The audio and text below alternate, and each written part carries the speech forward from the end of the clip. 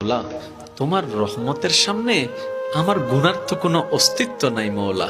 আমার গুনাহ না হয় পাহাড় পরিমাণ হবে, বেশি থেকে বেশি আসমান পরিমাণ হবে, না হয় পুরা পৃথিবী পরিমাণ হবে।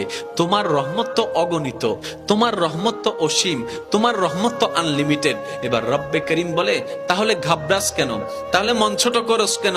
আরে গুনাহ করেছো তো করেছো, কি হয়েছে? একবার তো তওবার মাধ্যমে আমি রবের দরবারে ফিরে আই। মৌলা, ফিরে আসতে পারবো তো? দরজা কি খোলা আছে? রব্বে করিম বলে, মরণের আগ পর্যন্ত, কিয়ামতের আগ পর্যন্ত, সূর্য পশ্চিম আকাশে ওঠার আগ পর্যন্ত দরজা খোলা আছে, দরজা খোলা আছে, দরজা খোলা আছে। এবার বান্দা বলে, মৌলা 24টা ঘন্টার কোন টাইমে আসলে সেই দরজা খোলা পাবো? রব্বে করিম বলে, আরে ব্যাংকের দরজা খোলা থাকে নির্দিষ্ট সময়ে, অফিস আদালতের দরজা খোলা থাকে নির্দিষ্ট সময়ে, এমনকি ঘরের দরজাও খোলা থাকে নির্দিষ্ট সময়ে, এর বাইরে যাই না। কিন্তু তোর রবের দরবার এমন একটা দরবার, 24টা ঘন্টার যেই কোনো মুহূর্তে তুই আসবি, তোর রবের দরবার তোর জন্য খোলা থাকবে। সুবহানাল্লাহ।